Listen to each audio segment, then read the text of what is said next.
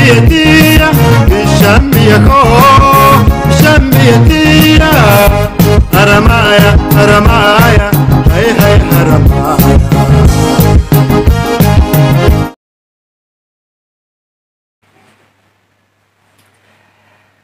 Ashamaa harka fuunee hordoftoota fi jaalatamtoota Harooteek sagantaan guyyaa irraa qabadheessanii dhiyaadhee barbaachisummaa teekinooloojii jedha.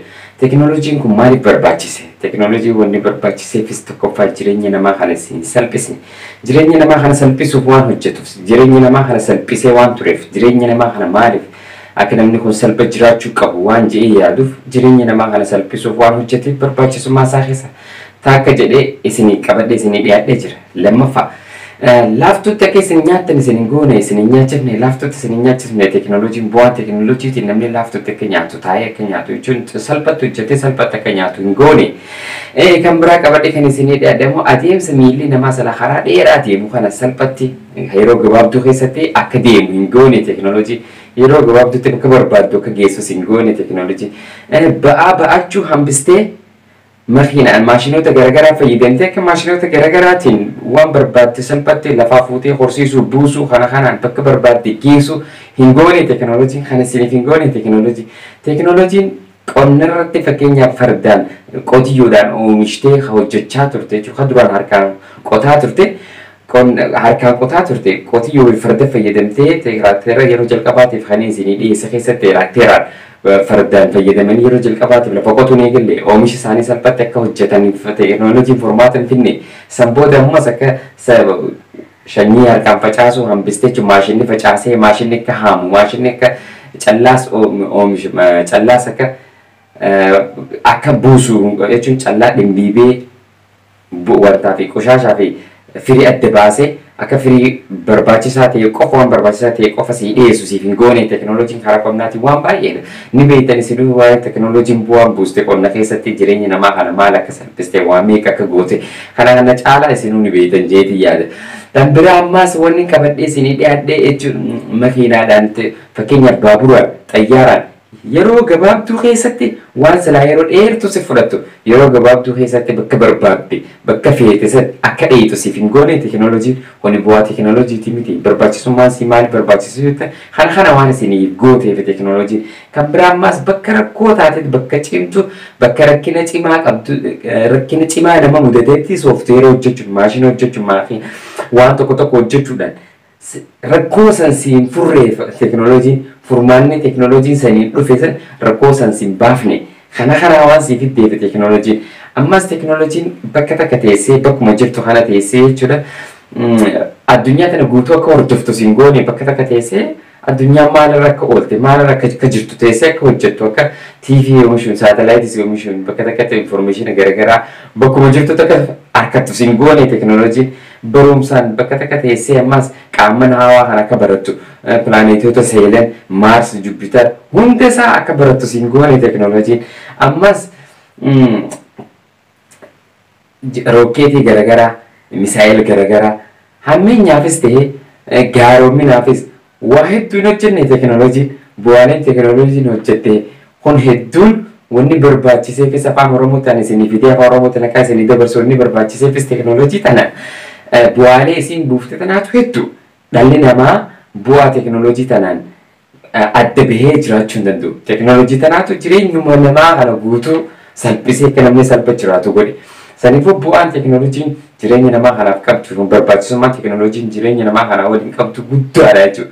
Hanqina qofaa miti teekinooloojii wanni oomishtee wanni hojjettee wanni daleete jechuudha. Markaba isin hojjette baabura isin hojjette baabura addaa baabura ariitii isaa sa'a takka keessa kiiloomeetira 380 deemu 400 deemu. Yeroo ammaatti teekinooloojiin waa hunda waan duraan hojjette caalaa saffisaa hojjechaa jirti. Teekinooloojiin hundinuu saffisaa waa hunda salphisaa yeroo salphisaa ba'aa salphisaa humna namaa salphisaa waa hedduu salphisaa laaftutti akka isin biraan geessu godhaa jirti. Kana hunda gara fuulduraatti sagantaa qabadhee isinii dhiyaadhutu isin dinqisiifachuu teessa sagantaaleen qabadhee isinii dhiyaadhu bu'aa teekinooloojiin buustee tana keessatti yookaan wanni teekinooloojiin fidde tana keessatti waan raajii waan ajaa'iba isinitti ta'u tana hunda qabadhee waan isinii dhiyaadhu ta'a. Amma gara jalarraan jira deemuutu jira bal'inaan kana caalaa kaniin qabadhee isinii dhufuutu jira. Saniifuu ammaaf sagantaan guyyaa irraa qabadhee isinii dhiyaadhe keessaa lammeessaa ammas sagantaa damee teekinooloojii gurguddoo jettu. Dameeleen teekinooloojii gurguddoo maal fa'aadha addunyaa kanarra jiran jennee yoo ilaalle kitaabonni garaagaraa yookaanis googilii irra yoo sarchi gootanii jiraattan dameen teekinooloojii jaha gurguddaan hambira ammas jaha hambira 7 hambira 16 hambira 20 akkana jahan kun hundinuu ni jiran. Kana laaluudhaaf immoo sagantaan tiyya lammaffaa ta'an keessa kan qabadhee isinii dhiyaadhu sagantaa coomsaa waa xiqqoo takka booda walitti deebina.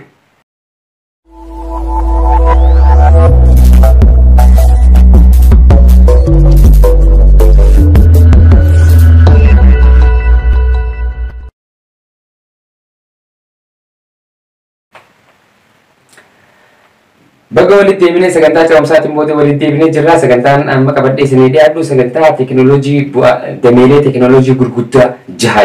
Dameeleen teekinooloojii gurguddaan jaha maali tokkoffaa irratti jechuun tiraanspoorteeshin teekinooloojii hajoo jira. Waa'ee tiraanspoortii kan qo'atu jechuudha. Waa'ee deemsaa, waa'ee xayyaaraa haa ta'u, makiinaa haa ta'u hundi tiraanspoorteeshin teekinooloojii jala warra madamu jechuudha. Lammaffaa irratti immoo koominikeeshin teekinooloojii hajoo jira.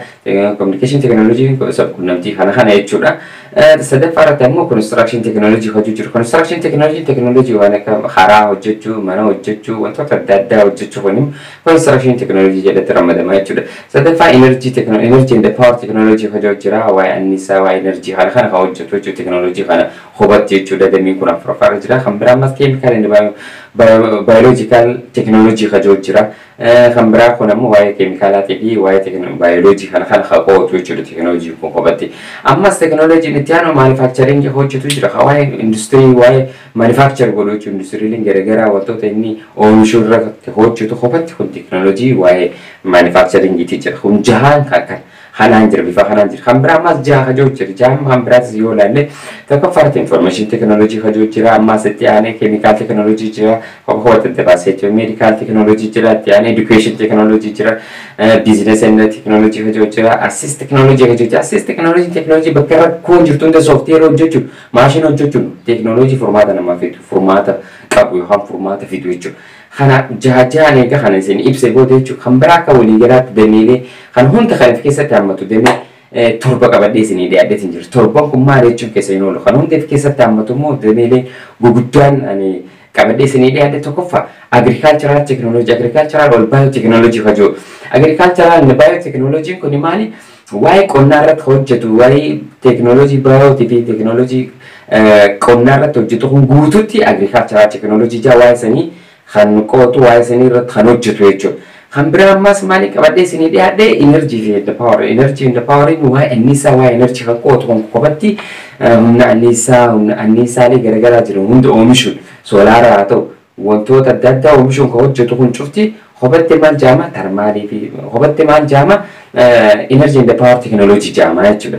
Kan biraa ammas sadaffaa kan isinii qabadhe dhiyaadhes keessatti construction technology. Construction technology teekinooloojii waa'ee daandii baaburaa, daandii makiinaa, daandii xayyaaraa hunda kan of keessatti hammatu kun immoo construction technology jalatti ramadamaa jechuudha.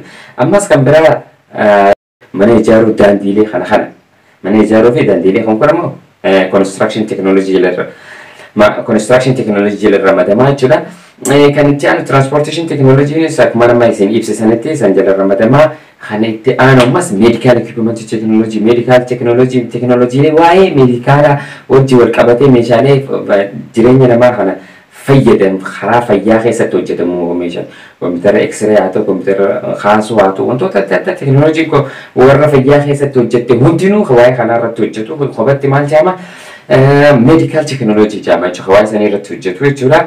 Kan itti aanu immoo waliin qabadhee isinii dhiyaadhee kan dhumaa information and communication technology lamaan damee gurguddaa lamaan kan walitti qabate kanarratti hojjetu information adda addaa guutuu addunyaa irra jiru hunda walitti dabarsuuf bakka takka fuudhee gara bakka biraa geessuudhaan yookaanis waa'ee sabquunnamtii irratti hojjechuudhaaf kanarra kan qo'atu kanarra kan hojjetu waa'ee kanaa kan hojjetu dameen kun maal jedhama information technology dameelee torban asii olitti isinii dhiyeessa kun jechuudha dameelee hunda of keessatti hammatu kan ammaa jaajaan duratti isinii ibsisanis kan of keessatti qabu jechuudha.